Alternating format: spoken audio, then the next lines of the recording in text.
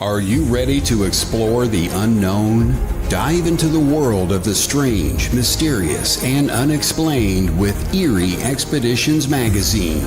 Each issue is packed with spine-tingling tales, cutting-edge paranormal investigations, and exclusive insights into hauntings, cryptids, UFOs, and more. Whether you're a seasoned investigator or just love a good ghost story, Eerie Expeditions magazine has something for you. Join our growing community of truth seekers and adventure lovers. Subscribe today at EerieExpeditionsMagazine.com and unlock the secrets of the supernatural. Are you ready? That's EerieExpeditionsMagazine.com, where the extraordinary is just a click away. Dare to discover.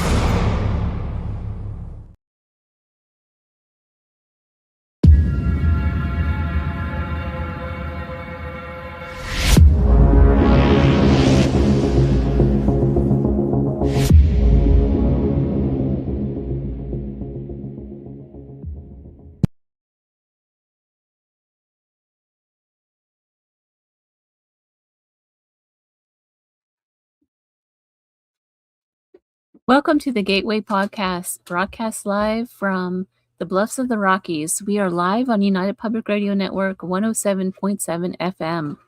I'm your host this evening, C.L. Thomas. Tonight I decided to change course a little bit with the usual program. I normally discuss my latest adventures in the paranormal, but I am compelled to discuss things that are a little bit more spiritual. My guest tonight is a generational psychic medium, intuitive mentor, paranormal investigator, and radio host right here on UPRN. She's based out of Ontario, Canada.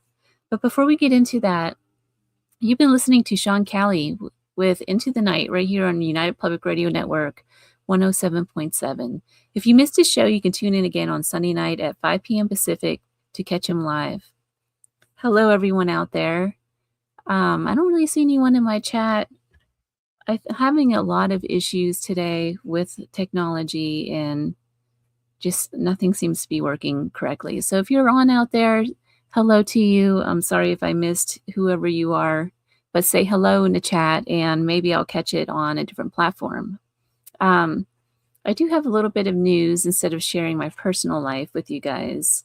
A bizarre mystery in Mount Shasta has been solved. A few days ago, a bizarre mystery unfolded around Mount Shasta in California, a place long associated with stories of the unexplained, and beneath what some believe there lies a hidden, advanced subterranean civilization descended from the ancient Luminarians.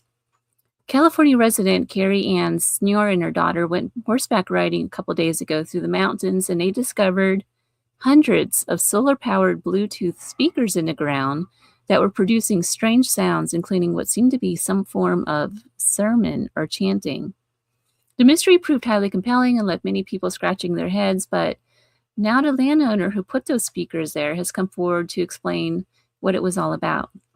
Those Bluetooth speakers were placed there earlier this week as part of a project to project positive spoken words, intentions, and positive messages continuously into the universe, not to frighten visitors or perform occult rituals. It's kind of an interesting concept. If you stumbled across hidden speakers playing eerie sounds deep in the woods of one of America's most legendary paranormal hotspots, what would your first thought be? I don't know, I'd be kind of weirded out too. But at the same time, it does sound like a really interesting experiment, right? So our program is a little different. Listeners out there know that I don't like to share too much on my personal life and that I strive to keep my radio and author personality separate from my personal life. Years ago, I lost a friend to cancer and it affected me very deeply. Grief has a way of changing us. It leaves us searching for answers, longing for one more conversation, and wondering if that person we loved are truly gone. Across cultures and throughout history, countless people have shared stories of signs, synchronicities, dreams, extraordinary experiences that suggest love may not end with death. Tonight on the Gateway Podcast, we're joined by psychic medium Kerrilynn Shellhorn for a heartfelt conversation about unbroken bond, love, loss, and the afterlife.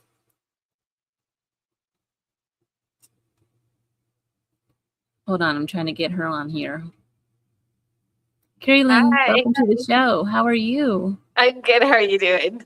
I'm doing good. So let's start off with you telling us a little bit about yourself and how you Okay. got into this. Oh, I don't think I had a choice. I think it just um I share that when I was little, my parents had an opportunity to build the house I grew up in beside my grandparents. And so it's like the original farmhouse, and then I got to grow up beside them. And I was 5 when we moved to that house, and 5 when I was seeing the spirits that were in the house at my grandparents. And so I was always able to see people. I see, hear, feel, taste, smell. It's all very sensory for me. Fast So wait, forward, I mean, I have four adult children, and all of my kids are intuitive, the same as I am. And I had a local cable show, and we did some research within my family structure, and we found out that my great grandfather, who had built that original farmhouse, used to read tea leaves and Willow Witch for wells and all of that sort of stuff. And I'm not sure why it wasn't talked about more when I was a kid, but as an adult with my children, when they were small, having the same experiences, it was really pushing me to do this full time. And so that's what I've done. I've been doing this full time for, it's 19 years, so almost 20 years now. did you say that you have all of the clairs? Oh yeah. Wow, because normally people only have like 1 or 2. Well, I'll tell you, when I first started doing this, I think it's all muscles, right? You focus on the ones that are the strongest, then the other ones slowly build up as well too. When I first started doing this, because I've been a single parent, I was doing 6 to 8 clients a day, 6 days a week for many, many years. Like I've done a lot. And so yeah, the muscles are just all there. Yeah. And I know that we talked about remote viewing too, right? So that was something that came later for me. And I really enjoy doing the remote viewing. It's interesting because remote viewing, I was doing that a lot as a kid, and I just didn't even know what that was at the time.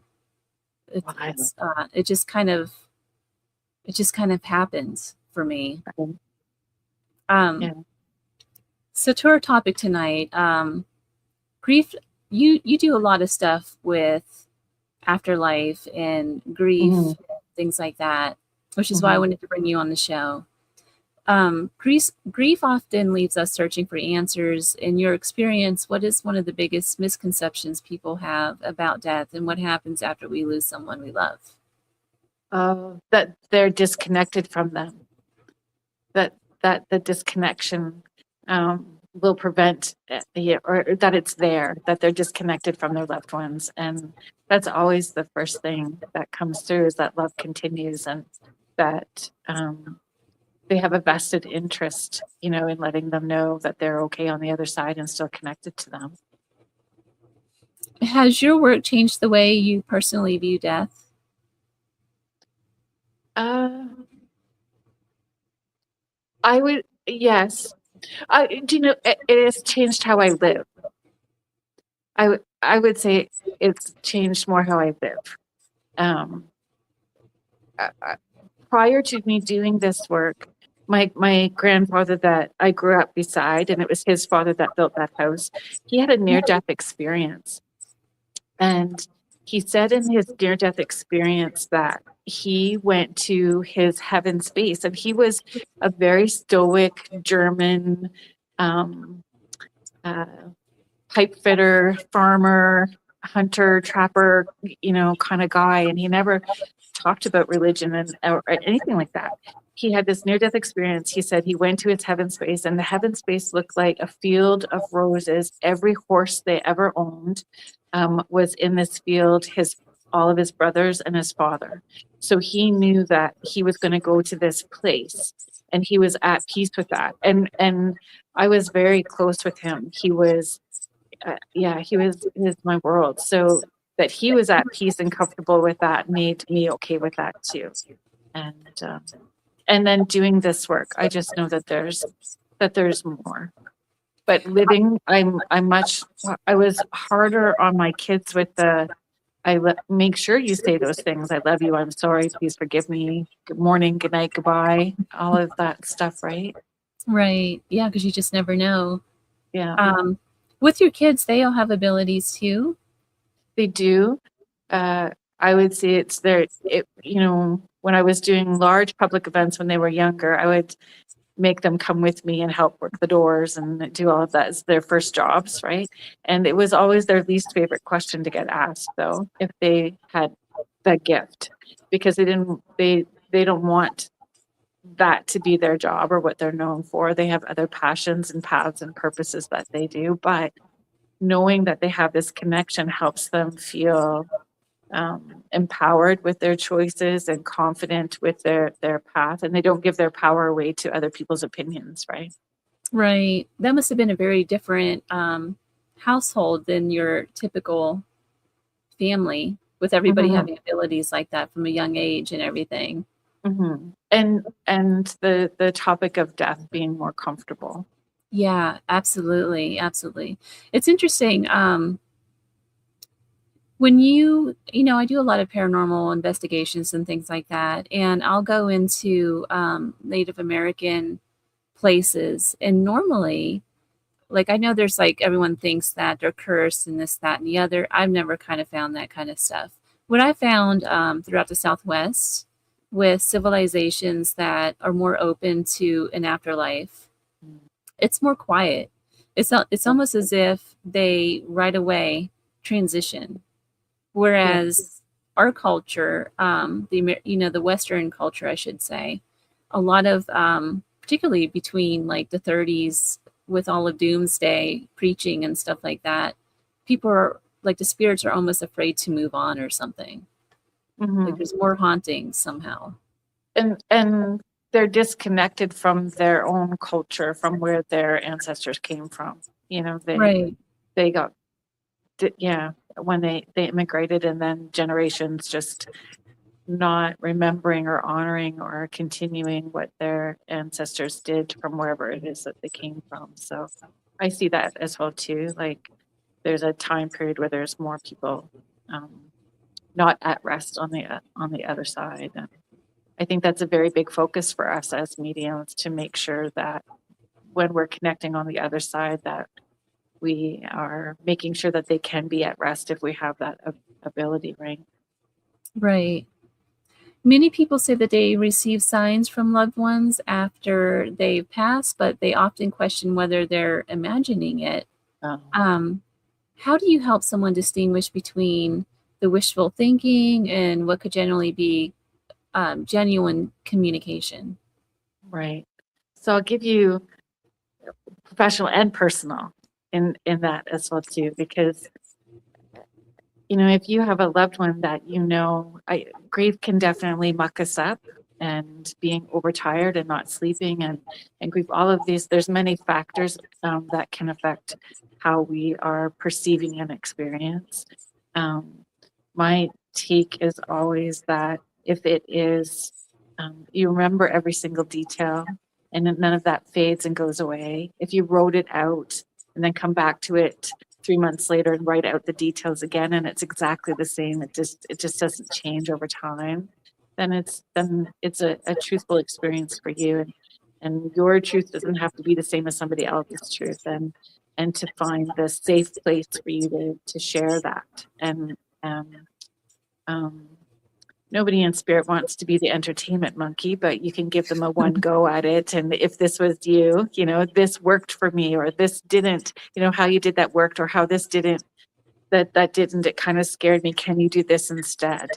And they want to make those connections. And I find,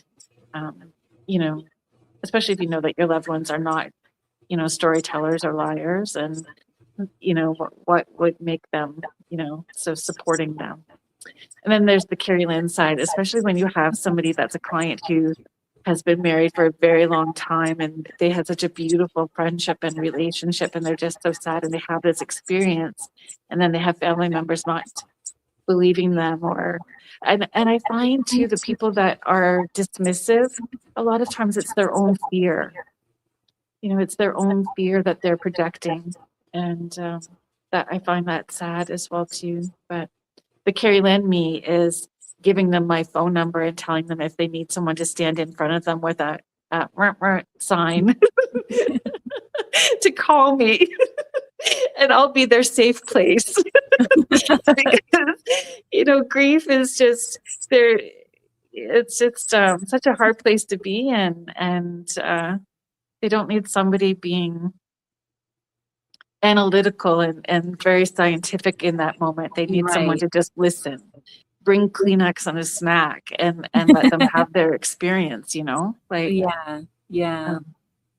and It's so true. It's so true. And those signs do come more at the beginning after someone first passes, and there's an adjustment for the spirits on the other side, and there's an adjustment period for the people still here, and then the signs are different as time goes on. I heard a medium tell me one time that she gives like specific dates, it seems like, that the person would hear from their loved one. I don't know if that's all true though, because when my friend passed away, it's a very strange story. So he was pretty much, he had cancer, and he passed within, gosh, it wasn't even 2 months later that he had passed away from it. We learned of it, and then he was gone. It was just like that. So whenever you're saying to make sure you tell people how much you love them and care for them, I 100% agree with that. Yeah. You just never know. But he had it was a bone cancer that went into his spine, and so he was in tremendous amount of pain. And so they took him into hospice care, and then they put him on a drip that pretty much made him unconscious. So he wasn't even there anymore within the last couple of days. Right. And he was already reaching out to me in that in-between phase. So I was Do already. you find that uncomfortable? I love when that happens. I love when they're coming through that way. He did. And one night it was very, very early in the morning, and he came. It was like almost as if he was standing in a room with me, and he said, "You need to get down here and come see me." So I went down there, and it was the last time I ever saw him alive. Of course, he wasn't communicative or anything. I would go down there and read a paper and take him coffee, even though I knew he couldn't do that stuff anymore. But so I went down there with the usual stuff and just went through the motions of reading the paper. I left the coffee there. I told him how much I loved him, walked out of the room, and I was told he passed away within minutes of me leaving. So, but there was other things too, like he told me where his, we couldn't find the will that he had made. He came a few days later and showed me exactly where that will was. We found it. It was like tucked underneath a printer, like up inside of it almost. And they want to, right? They want to. And that's the whole point, like of being of service. You're being of service for the rest of the family and for him on the other side. And he's doing what he can to help you and his family and friends here. And that's what we're here for, is to be of service. Before I went into that long-winded story, though, I guess what I was trying to say is sometimes they can reach out to you even before they transition, right? Yeah, they do. And yeah, even with Alzheimer's or dementia, they will as well too, in that nonverbal place. And I find, for me, I have a very clear structure that I like to follow, so that sessions or when I'm sitting with someone, that it unfolds like a story. So we start at the beginning of the story, showing me their connection, and then showing me how they died. And that's the next part in the story. And they'll show me if they were non-verbal or if they were heavily medicated or how they died. And I'll feel it physically and I see it in my head. But they'll show me if people were around them, how many people, who was there, who got there late. And it helps those people hear that. Like, they did know that I was in the room, or they did feel me holding their hand, or they understood, that I couldn't make it there, and it's okay. There's lots of not closure. Closure is just such an icky word, but a little bit of peace in those bits of information that they receive. And talking to them, I would really encourage, if you have a loved one that is suffering with anything that's neurological, to be mindful that you are still engaging directly with them. Talk to them, look at them, make eye contact the best you can, and hold them, touch them. Don't talk around them, because when they come through, they will call you out if you were not, being mindful when you're there. From your perspective as a medium, does love continue after death in the same way that it does here, or does the relationship evolve once someone crosses over? Oh, so I find I've had, so healing has happened on the other side. For all of us, healing will happen. There's aspects that will still need some healing when we transition. And for some, there's a lot that needs to happen. And so love continues. And then for some, the awareness of what love is comes to their awareness. So then there's more forgiveness that needs to happen, and that unconditional love kicks in even more so. I find, anyway. The love is there, but there's still learning that has to happen for some, and forgiveness and amends and healing that needs to take place, depending on their actions that were here. And they'll show me too. It's almost like they a drive-in movie theater screen, and they'll show me their life review, like from the backside. So I'm seeing the back of their head, watching their life review to see that those parts that they want to make amends to say this wasn't honoring you and wasn't honoring me, and I find that very powerful. And over time, I find, do you find when they come in with,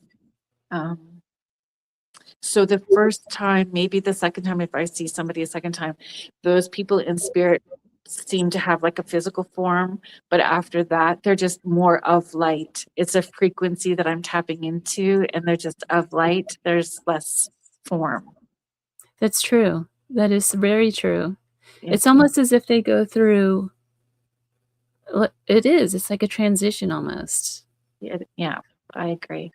It is a transition, especially if they have that opportunity to express where they would have done things differently, or ensuring that people know that they're okay, or who they're with, and all of those sorts of things. But that love continues, and much more unconditionally. Like where they are, it's unconditional love. Where down here, they may have gotten that and not talked to somebody for an hour or a day, and that's conditional. And some people have transactional love as well too. And where they are is truly unconditional. Are there specific spirits that you've communicated with that taught you about the bonds? Bonds of love? Bonds Yes. of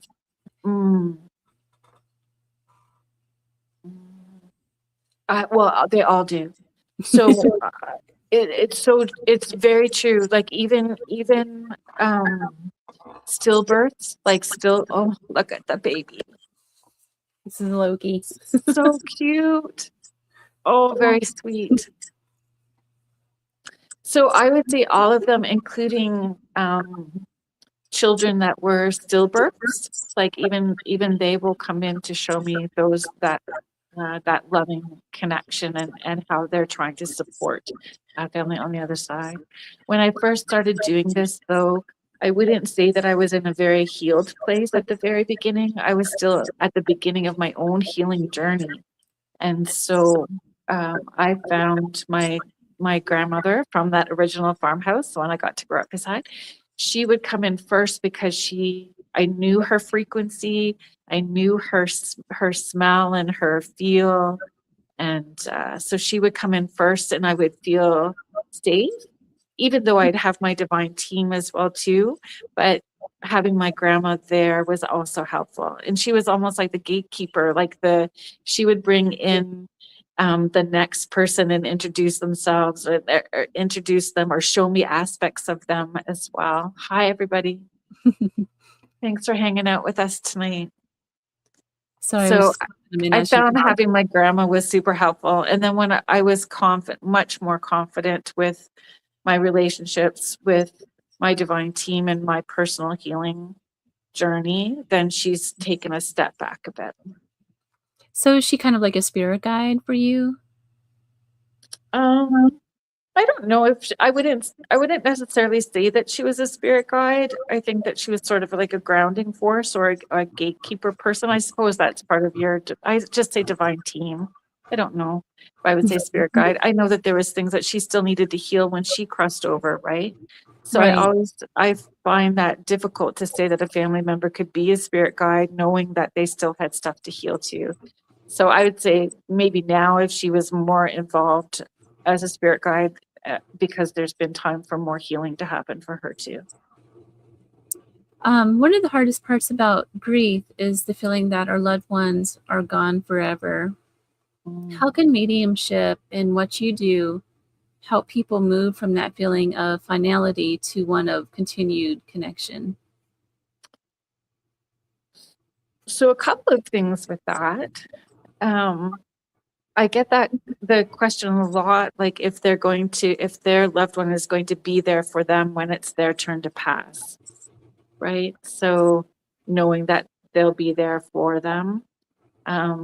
So I do get that message quite a bit. Yeah.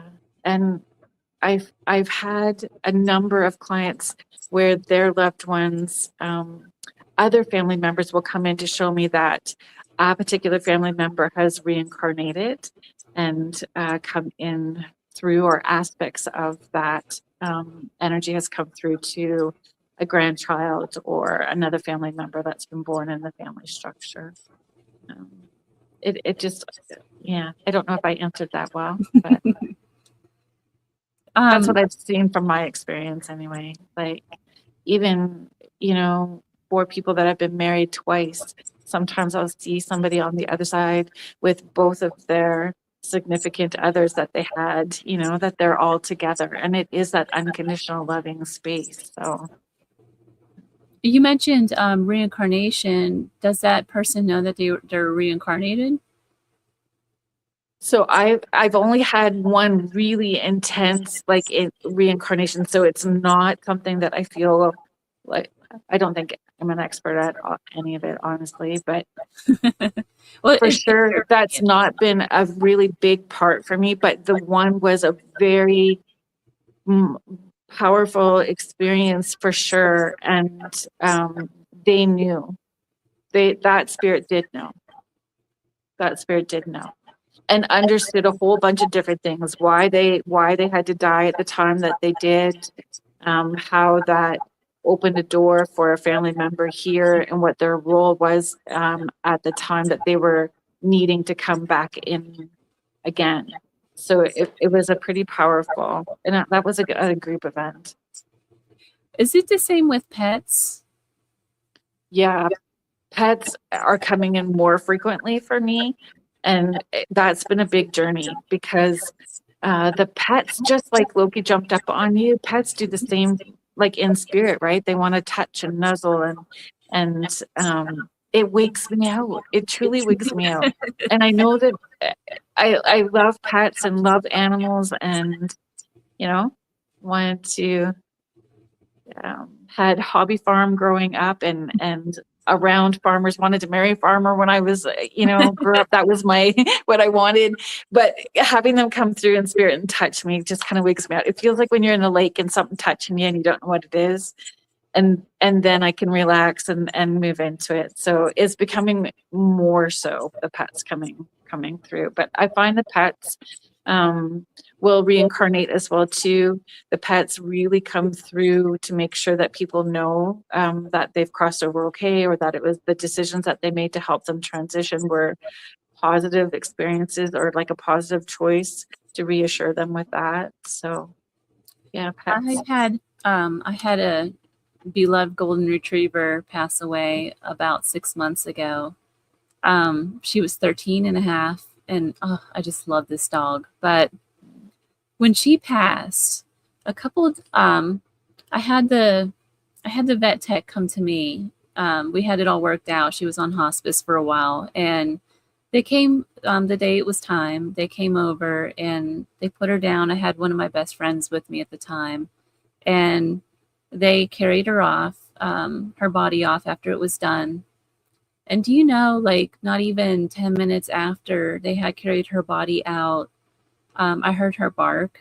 And it sounded like a hollow, like she was coming from somewhere else. It was like a hollow bark. I love that. Yeah, it was. We have a ghost cat in this house. It's not our cat, but it hangs out with us. So we coexist with the cat, but it's not ours. And the cat has shown up during séances here too, which has been super fun. I had a client who was trying to sell their house, and they had reached out because they were trying to sell their house and it just wasn't moving. So they wanted me to kind of lean in and see if there was a reason why.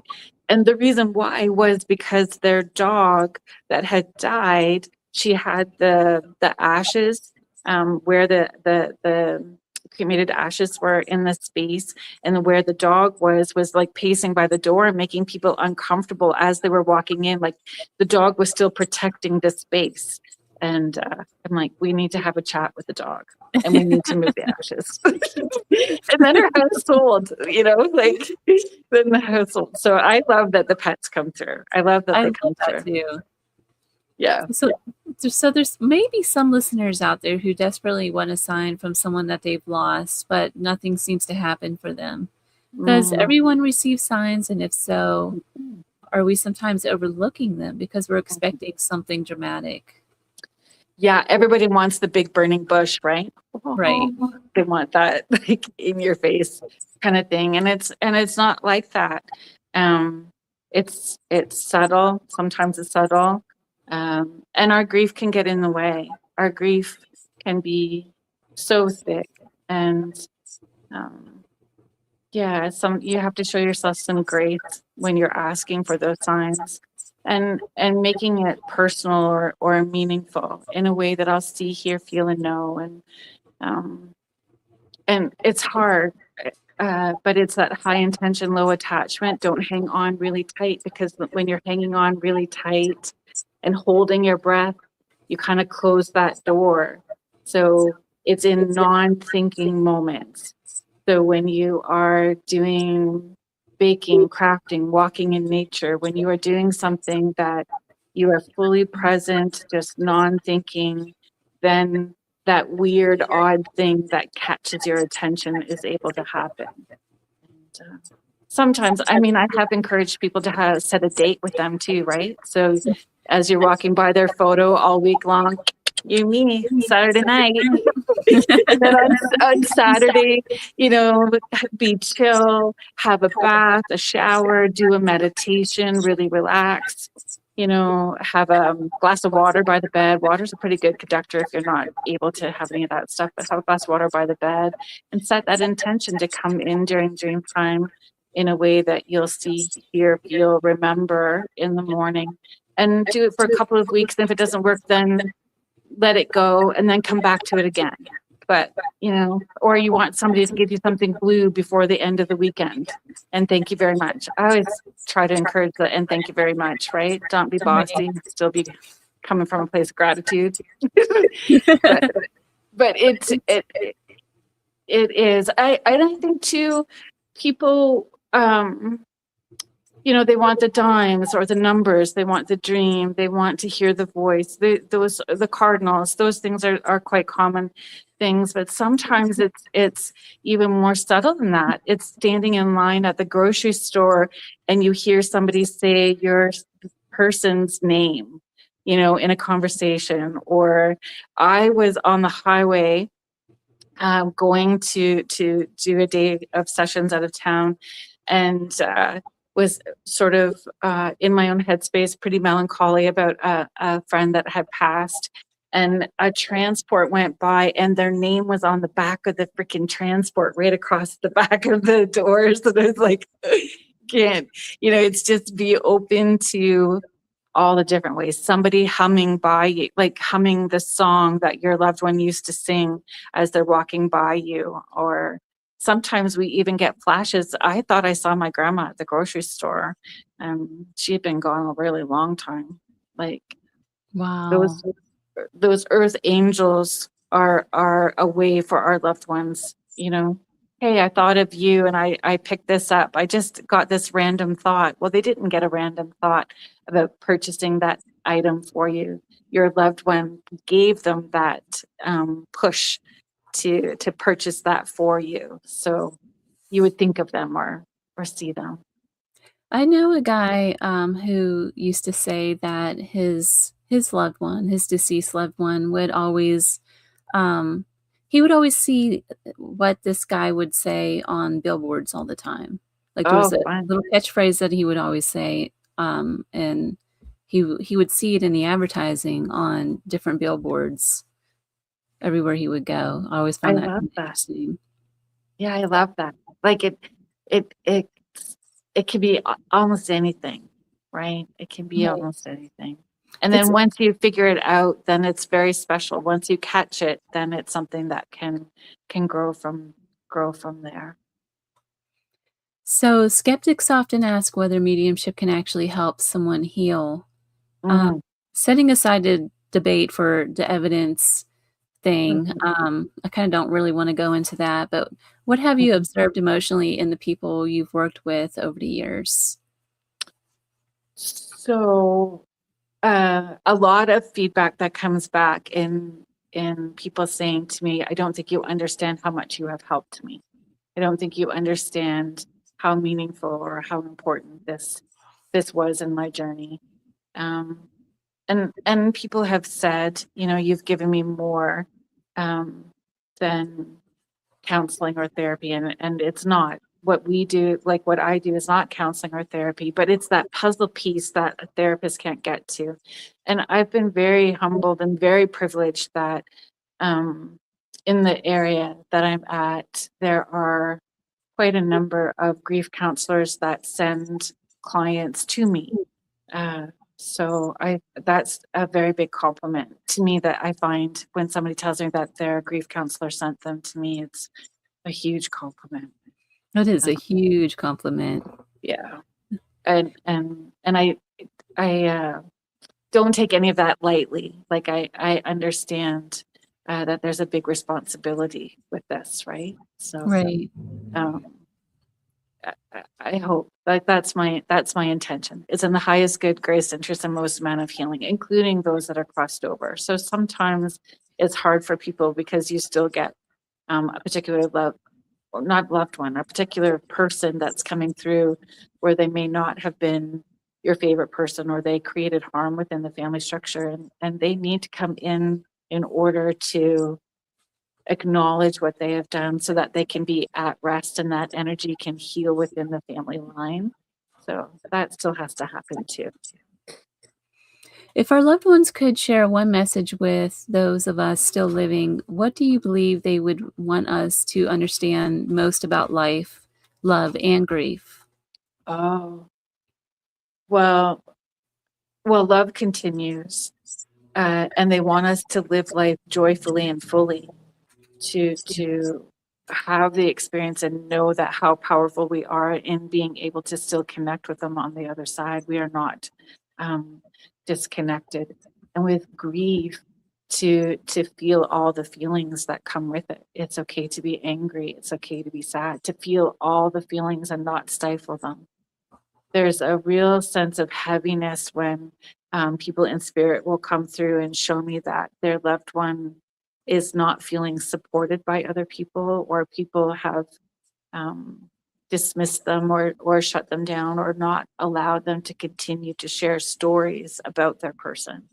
So, you know, that's not maybe for the loved one that's grieving, but for the people around them to hold space and just allow them to continue sharing stories and talking and including their loved one that's deceased. I don't know. I'm always like, if you're really awkward or you get uncomfortable with somebody talking about their loved one in grief, then you need therapy. Like you need to go figure out why it's uncomfortable for you. Why is it Right. hard for you? What is your fear? And tackle it. Yeah, I mean, it's a part of life, all of Mhm. us are gonna you can't escape it. You're gonna No, experience it at some point in your life, so that's right. It's inevitable, mhm, and dismissing it and avoiding talking about it. I feel it's unfair even for the people around us. If they don't understand what our wishes are, then they get into that panic mode. Are they making the wrong decisions? Are they doing things that will honor? And it really trips people up when they're living for the folks that are crossed over and not for themselves, right? right. So we're just about out of time. I'd like to leave our listeners with some sort of hope for someone listening who is carrying the weight of loss right now. What would you want them to hear? Oh, that their loved ones do see them, hear them, and feel with them always. So, if you are talking to them before you go to sleep at night, or when you're in the car, or when you're in the shower, that you can't talk to them too much. You're not bothering them, and to continue um, holding space for them in your life. Well, Kerrilynn, thank you so much for coming on the show. I just have a couple more things. I want you to tell the audience where they can find you if they want to if they want to book a session with you. How do they do that? Sure. Um, and then I don't know if you're up for this or not, but I was wondering if you would be willing to lead listeners through like a 2-minute exercise to help them become aware of signs from loved ones. Not an Oh, attempt to so much contact spirits, but just a simple moment of reflection, gratitude, and openness. I don't know if you're open to that or not. sure. So, KerrilynShellhorn.com is the website. Spirit Switchboard is Friday nights with United Public Radio Network at 6:10 Eastern. So you can catch me there. And it is Psychic Medium Kerrilynn Shellhorn on Facebook. And I do have an intuitive mentoring group. Um, it is a private group, so it's a safe place for people to practice and connect with a community. So it's Kerrilynn's Morning Porch, and you can connect through the Facebook page there. Um, so one of the things that I teach people, whether it is connecting with loved ones on the other side or asking for those signs, is every morning before you get out of bed, taking that moment to pause, putting your hand over your heart and taking a full breath in and a long, slow breath out. And then just asking, what does your spirit need today? And then letting it go, right? Just let it go. You may see, hear, feel, or know something, but just letting it go, and then committing to doing that practice every day for 2 weeks. And then by the end of the 2 weeks, like I pinky promise folks, by the end of the 2 weeks, when you're asking that question, an answer will come before you're done asking the question. That helps you trust what your intuitive voice sounds like. Because sometimes when the signs from spirit come, or the signs from your intuitive voice come, you negate it. I just wanted to hear that, or that can't be true. You gaslight yourself. So when you start to build the confidence first, then just stop gaslighting yourself. And then really trust. Ask them to show you in a way that you can feel. It's sitting in that pause, hand over heart, so that you remember to breathe and can feel yourself breathe, even one hand on your belly, and taking that full breath in and long, slow breath out, and asking them to pull up in a way that their heart center is connected to yours and yours to theirs. And you'll feel them. It feels almost like static energy all around you. So that's how I encourage people to make those connections. Kerrilynn, thank you so much for coming on the show. I really enjoyed having you on. Thank you. It's been a pleasure. Is there anything that we missed? I feel like we missed something, but I don't know. you're like, I I don't don't know. miss anything. It just means if we miss something, then we'll have a part two. I think that the loved ones on the other side want us to stay connected to them, and to not like to just include them. They definitely hang around when we're having birthday parties and celebrations and traditions and things that we would always do. They're always with us. Our big momentous days, they see all that. They're with us. Kerrilynn, Thank you so much for coming on the show, and I'm definitely going to have you back on. Thank you. I love that. You're beautiful. And we talk mediumship or paranormal stuff, cryptids. We can talk cryptids too. I would love that. We'll definitely do that next time. We'll change it up to the cryptids. Sounds good. You've been listening to the Gateway Podcast, broadcast from the Bluffs of the Rockies, live from the United Public Radio Network, 107.7 FM, New Orleans. Thank you to my guest, Kerrilynn Shellhorn. Thank you for listening to the Gateway Podcast. If you enjoyed this episode, please subscribe, leave a review, and share it with a fellow traveler of the strange and unexplained. Also, special thank you to everybody at UPRN for making this show happen. Until next time, stay curious and mind the threshold.